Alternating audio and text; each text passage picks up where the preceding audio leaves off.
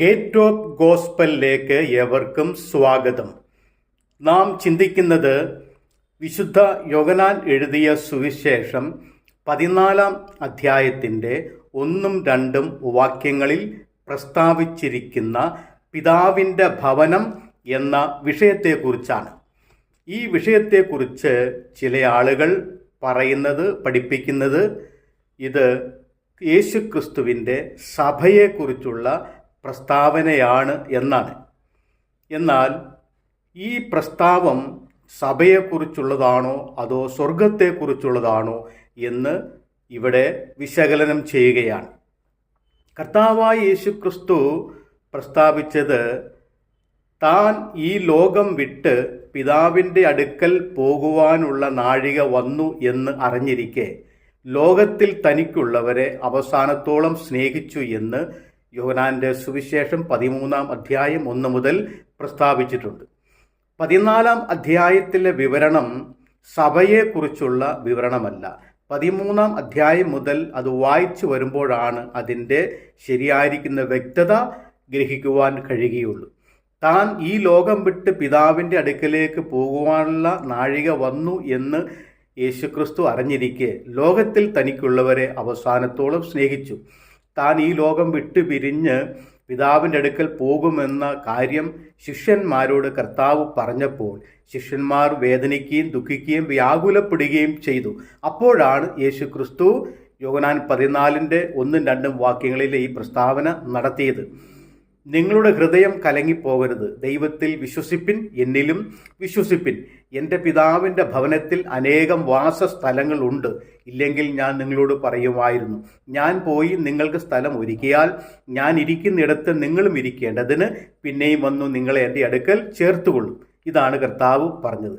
ശിഷ്യന്മാരുടെ മനസ്സ് നൊന്ത് കലങ്ങിയപ്പോൾ കർത്താവ് ഇനി ലോകത്തിൽ ഉണ്ടാകുകയില്ലല്ലോ, ഞങ്ങളെ വിട്ട് പിരിയുകയാണല്ലോ എന്ന ആ യാഥാർത്ഥ്യം അവർ ഗ്രഹിച്ചപ്പോൾ അവർ ദുഃഖിക്കുകയും അവർ വേദനപ്പെടുകയും ചെയ്തപ്പോൾ അവരെ ധൈര്യപ്പെടുത്തിക്കൊണ്ട് യേശുക്രിസ്തു പറഞ്ഞ കാര്യമാണ് യോഹന്നാൻ 14:1-2 വാക്യങ്ങളിൽ പറഞ്ഞിരിക്കുന്നത്.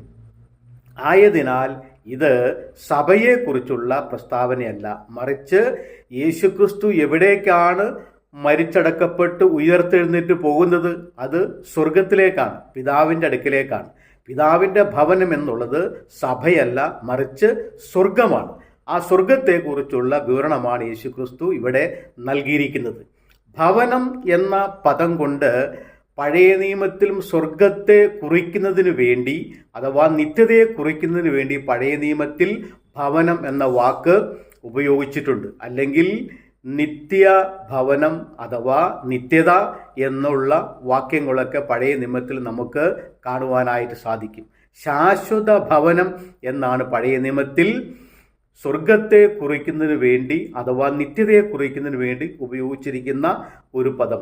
അത് സഭാപ്രസംഗികളുടെ പുസ്തകം 12 അധ്യായം 5 വാക്യത്തിൽ അത് പറഞ്ഞിരിക്കുന്നത് മനുഷ്യൻ തൻ്റെ ശാശ്വത ഭവനത്തിലേക്ക് പോകുമെന്നാണ്. ഇറ്റേണൽ ഹോം അല്ലെങ്കിൽ എവർലാസ്റ്റിംഗ് ഹൗസ്, എവർലാസ്റ്റിംഗ് ഹോം എന്നൊക്കെ അത് ഇംഗ്ലീഷിൽ വിവർത്തനം ചെയ്തിട്ടുണ്ട്. ഇത് നിത്യതയെ കുറിക്കുന്നതായ ഒരു പദപ്രയോഗമാണല്ലോ. ശാശ്വത ഭവനം, ഇറ്റേണൽ ഹോം എന്ന് പറഞ്ഞാൽ നിത്യ വീട്, നിത്യഭവനം എന്നാണല്ലോ. അത് നിത്യതയെ അല്ലെങ്കിൽ സ്വർഗത്തെ കുറിക്കുന്ന ഒരു സൂചനയാണ്. സർവ്വ മനുഷ്യരും മരണശേഷം സ്വർഗത്തിൽ എത്തിച്ചേരണമെന്നാണ് ദൈവം ആഗ്രഹിക്കുന്നത്. വിലാപം കഴിക്കുന്നവർ വീതിയിൽ ചുറ്റി സഞ്ചരിക്കും, മനുഷ്യൻ തൻ്റെ ശാശ്വത ഭവനത്തിലേക്ക് പോകും എന്നാണ് അവിടെ രേഖപ്പെടുത്തിയിരിക്കുന്നത്. മരണാനന്തരം മനുഷ്യൻ്റെ അഥവാ ഭക്തന്മാരുടെ ആത്മാക്കൾ വിശ്രമിക്കുന്നതും ചെന്നെത്തിച്ചേരുന്നതും എവിടെയാണ്? സ്വർഗത്തിലാണ്. അതുകൊണ്ടാണ് അതിനെ ശാശ്വത ഭവനമെന്ന് പഴയ നിയമത്തിൽ വിവക്ഷിച്ചിരിക്കുന്നത്. പഴയ നിയമത്തിൽ നമുക്ക് വേറെയും ഇതുപോലെയുള്ള പദപ്രയോഗങ്ങളെ കാണുവാനായിട്ട് സാധിക്കും. പഴയ നിയമത്തിൽ സ്വർഗത്തിന് ഉപയോഗിച്ചിരിക്കുന്ന ഒരു പദം നാം പഴയ നിയമം പരിശോധിക്കുമ്പോൾ കാണുവാനായിട്ട് സാധിക്കും. അത് ഷാമയിം എന്ന ഒരു എബ്രായ വാക്കാണ് സ്വർഗത്തിന് വേണ്ടി കൊടുത്തിരിക്കുന്നത്. ഷാമയിം എന്ന് പറഞ്ഞാൽ ദൈവവും ദൈവദൂതന്മാരും വസിക്കുന്ന സ്ഥലം, സ്വർഗം എന്നാണ് അതിൻ്റെ അർത്ഥം. ഷാമയിം is the dwelling place of God and other heavenly beings എന്നാണ് അതിൻ്റെ ഷാമയും എന്ന വാക്കിൻ്റെ അർത്ഥം. ദൈവവും ദൈവദൂതന്മാരും വസിക്കുന്ന സ്ഥലം എന്നാണ് ആ പദത്തിൻ്റെ അർത്ഥം.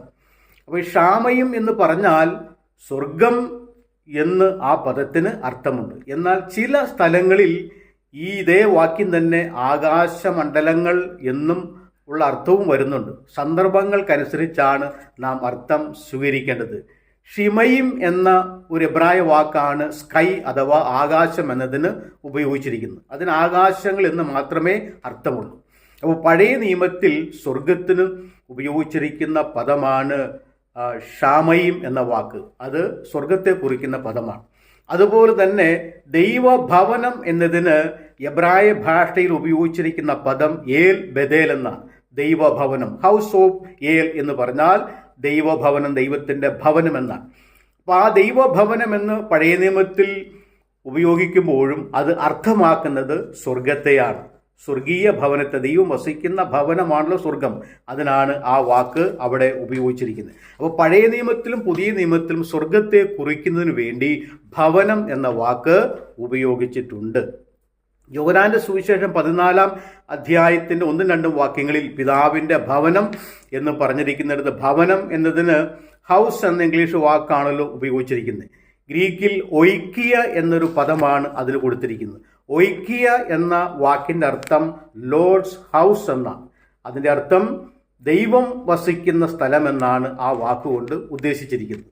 കൂടാതെ കർത്താവ് പറഞ്ഞിരിക്കുന്നത് എൻ്റെ പിതാവിൻ്റെ ഭവനത്തിൽ അനേക വാസസ്ഥലങ്ങൾ ഉണ്ട് എന്നാണല്ലോ പറഞ്ഞിരിക്കുന്നത്.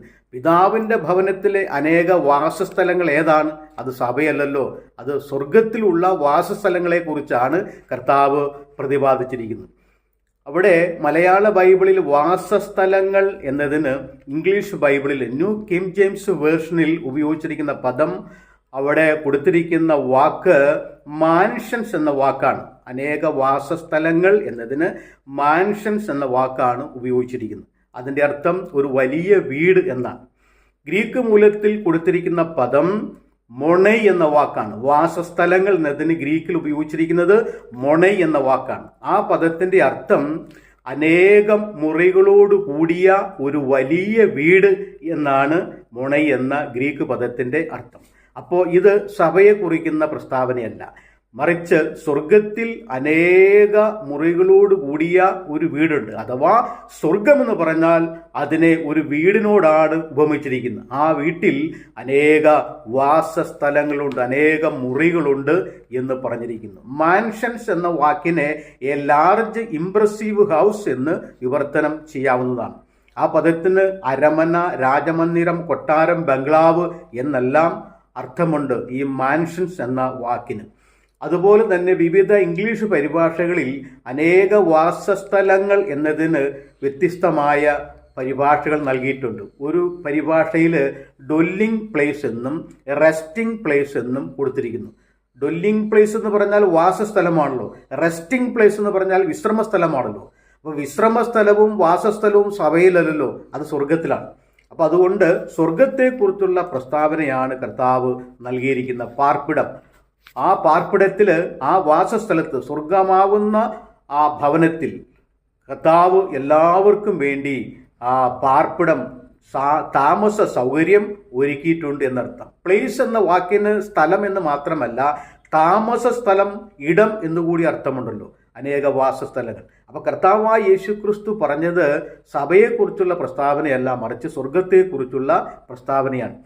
കർത്താവിൻ്റെ അപ്പോസ്തലന്മാർക്കും യേശുവിൽ വിശ്വസിച്ച് രക്ഷിക്കപ്പെടുന്ന എല്ലാവർക്കും സ്വർഗത്തിൽ ഇടമുണ്ട്. അവർക്ക് കർത്താവായ യേശുക്രിസ്തു സ്വർഗത്തിൽ വാസസ്ഥലം ഒരുക്കുവാൻ പോയിരിക്കുന്നു. വാസസ്ഥലം ഒരുക്കി കഴിഞ്ഞാൽ താൻ മടങ്ങി വന്ന് അവരെ ചേർക്കും എന്ന പ്രത്യാശയാണ് കർത്താവ് നൽകിയിരിക്കുന്നത്. ഗ്രീക്കിൽ സ്വർഗം എന്നതിന് ഉപയോഗിച്ചിരിക്കുന്ന ആ പദം ഉറനോസ് എന്ന വാക്കാണ്. ഉറനോസ് എന്ന് പറഞ്ഞാൽ അബൈഡ് ഓഫ് ഗോഡ് അഥവാ ദൈവഭവനം, ദൈവവും ദൈവദൂതന്മാരും വസിക്കുന്ന സ്ഥലം എന്നാണ് ഉറനോസ് എന്ന വാക്കിൻ്റെ അർത്ഥം. അപ്പോൾ സ്വർഗം എന്നതിന് പുതിയ നിയമത്തിൽ പ്രധാനമായി ഉപയോഗിച്ചിരിക്കുന്ന ഏക വചനമാണ് ഉറനോസ് എന്ന പദം. അതിന് സ്വർഗവും സ്വർഗത്തിൽ വസിക്കുന്ന ജീവികളും അഥവാ ദൈവവും ദൈവദൂതന്മാരും വസിക്കുന്ന സ്ഥലം എന്നാണ് ഉറനോസ് എന്ന വാക്കിൻ്റെ അർത്ഥം, അഥവാ അബൈഡ് ഓഫ് ഗോഡ്, ദൈവ ഭവനം എന്ന് പറഞ്ഞിരിക്കുന്നു. അപ്പോൾ തന്നെ ഈ ഉറനോസിൻ്റെ ബഹുവചനമായ മറ്റൊരു ഗ്രീക്ക് പദമുണ്ട്. അത് എബുറാനിയോസ് എന്ന വാക്കാണ്. എബുറാനിയോസ് എന്ന വാക്കിന് ആകാശങ്ങളെന്നും ചില സ്ഥലത്ത് അർത്ഥം വരുന്നുണ്ട്. സ്വർഗമണ്ഡലങ്ങളെന്നും സ്വർഗങ്ങളെന്നും എബുറാനിയോസ് എന്ന പദത്തിന് അർത്ഥമുണ്ട്. ചില ഉദാഹരണങ്ങൾ ചൂണ്ടിക്കാണിക്കാം. എഫേസ്യ ലേഖനം 6-ാം അധ്യായത്തിൽ അപ്പോസ്തലനായ പൗലോസ് പറഞ്ഞിരിക്കുന്നത്, നമുക്ക് പോരാട്ടമുള്ളത് ജഡരക്തങ്ങളോടല്ല, മറിച്ച് ഈ ലോകത്തിൻ്റെ അന്ധകാര ലോകത്തിൻ്റെ അധിപതികളോടും സ്വർലോകങ്ങളിലെ ദുഷ്ടാത്മ സേനയോടും അത്രേ എന്ന് പൗലോസ് എഫേസ്യ ലേഖനം 6-ാം അധ്യായത്തിൽ പറയുന്നുണ്ടല്ലോ.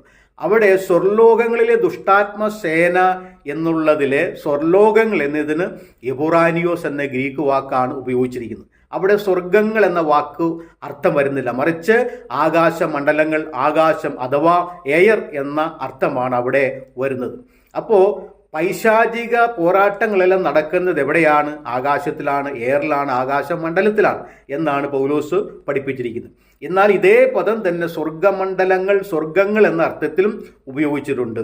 ഫിലിപ്പിയ ലേഖനം 2-ാം അധ്യായം 10-ാം വാക്യത്തിൽ പൗലോസ് പറഞ്ഞിരിക്കുന്നത് സ്വർലോകരുടെയും ഭൂലോകരുടെയും അധോലോകരുടെയും എന്ന ആ പ്രസ്താവനയിൽ സ്വർലോകരുടെയും എന്ന ആ വാക്യത്തിന് എബുറാനിയോസ് എന്ന ഗ്രീക്ക് വാക്കാണ് ഉപയോഗിച്ചിരിക്കുന്നത്. അതിൻ്റെ അർത്ഥം ശരിക്കും സ്വർലോകങ്ങൾ, സ്വർഗമണ്ഡലങ്ങൾ അഥവാ ദൈവം വസിക്കുന്ന സ്ഥലം എന്നാണ് ആ വാക്കുകൊണ്ട് ഉദ്ദേശിച്ചിരിക്കുന്നത്.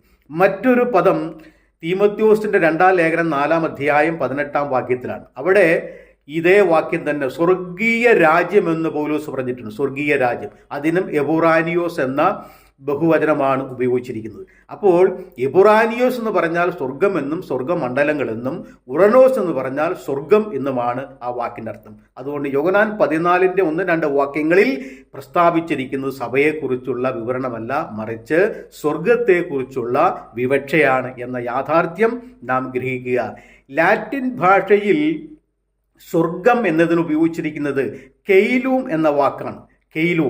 കെയിലൂം എന്ന് പറഞ്ഞാൽ ദൈവവും ദൈവദൂതന്മാരും വസിക്കുന്ന സ്ഥലം എന്നാണ് ആ പദത്തിൻ്റെ അർത്ഥം. അപ്പോൾ അതുകൊണ്ട് മൂലഭാഷകളിലെല്ലാം ഇവിടെ സ്വർഗം എന്നും ദൈവഭവനം എന്നെല്ലാം ഉദ്ദേശിച്ചിരിക്കുന്നത് സ്വർഗത്തെക്കുറിച്ചാണ്, അത് സഭയെക്കുറിച്ചല്ല. എഫേസ്യ ലേഖനം 2-ാം അധ്യായം 19-ാമത്തെ വാക്യത്തിൽ പണ്ഡിത വരേണ്യനായ പൗലോസ് പറഞ്ഞിരിക്കുന്നത്, ആകയാൽ നിങ്ങൾ ഇനി അന്യന്മാരും പരദേശികളുമല്ല, വിശുദ്ധന്മാരുടെ സഹപൗരന്മാരും ദൈവത്തിൻ്റെ ഭവനക്കാരും അത്രേ. എഫെസോസിലുള്ള വിശ്വാസികളോട് പൗലോസ് പറഞ്ഞിരിക്കുന്നത്, നിങ്ങളിനി അന്യന്മാരും പരദേശികളുമല്ല, വിശുദ്ധന്മാരുടെ സഹപൗരന്മാരും ദൈവത്തിൻ്റെ ഭവനക്കാരും അത്രേ. അപ്പോൾ ദൈവത്തിൻ്റെ ഭവനക്കാരെന്ന് പറഞ്ഞാൽ, ദൈവത്തിൻ്റെ ഭവനം എന്ന് പറഞ്ഞാൽ എന്താണ് ഇതിനർത്ഥം? സ്വർഗരാജ്യത്തെയാണ് അത് അർത്ഥമാക്കുന്നത്. ദൈവത്തിൻ്റെ സഭയുടെ അംഗങ്ങളായി തീർന്നവരെല്ലാം സ്വർഗമാകുന്ന ആ ദൈവത്തിൻ്റെ ഭവനത്തിലെ അംഗങ്ങളാണ് എന്നാണ് പൗലോസ് ഇവിടെ വിവക്ഷിച്ചിരിക്കുന്നത്.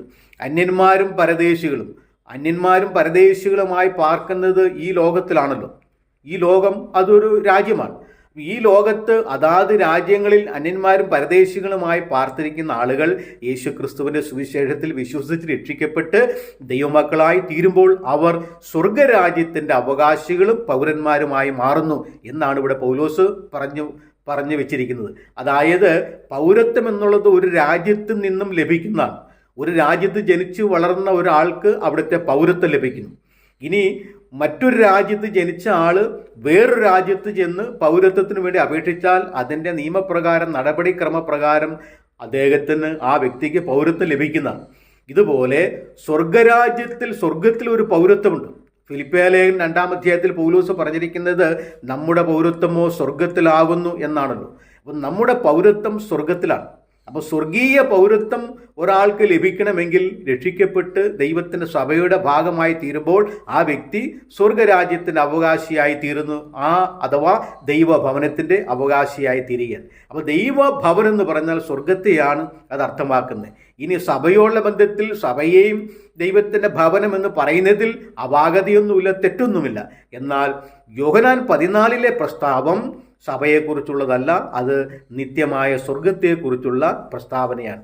അപ്പോൾ ആകയാൽ കർത്താവായ യേശുക്രിസ്തു തൻ്റെ ഭക്തന്മാർക്ക് വേണ്ടി വാസസ്ഥലം ഒരുക്കുന്നതും വീടൊരുക്കുന്നതും എവിടെയാണ്?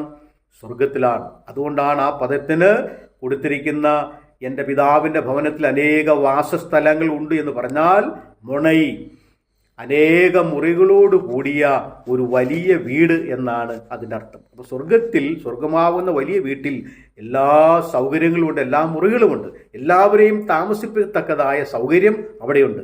അവർക്ക് വേണ്ടി യേശുക്രിസ്തുവിൽ വിശ്വസിച്ച് രക്ഷിക്കപ്പെട്ട ദൈവമക്കൾക്ക് വേണ്ടി കർത്താവായ യേശുക്രിസ്തു സ്ഥലമൊരുക്കുവാൻ പോയിരിക്കുന്നത് എവിടേക്കാണ്? സ്വർഗത്തിലേക്കാണ്. ആ സ്ഥലം ഒരുക്കി കഴിഞ്ഞാൽ പിന്നെയും വന്ന് നിങ്ങളെ എൻ്റെ അടുക്കൽ ചേർത്തുകൊള്ളും എന്ന ആ പ്രസ്താവം കേട്ടപ്പോൾ ശിഷ്യന്മാർ ധൈര്യപ്പെടുകയും അവർക്ക് പ്രത്യാശയുണ്ടാകുകയും അവർ ധൈര്യത്തോടെ കർത്താവിന് വേണ്ടി നിലകൊള്ളുവാൻ അത് അവർക്ക് സഹായകരമായി തീർന്നു. അതായിരുന്നു ആ പ്രസ്താവനയുടെ അർത്ഥം. അപ്പോൾ ആയതിനാൽ യോഹന്നാൻ 14 പറഞ്ഞിരിക്കുന്ന പിതാവിൻ്റെ ഭവനം എന്താണ്? സഭയല്ല, അത് സ്വർഗമാണ് എന്ന യാഥാർത്ഥ്യം ദൈവവചന തെളിവിനാൽ നമുക്ക് ഗ്രഹിക്കുവാൻ കഴിഞ്ഞല്ലോ. ദൈവം നിങ്ങളെ അനുഗ്രഹിക്കുമാറാകട്ടെ. ആമേൻ.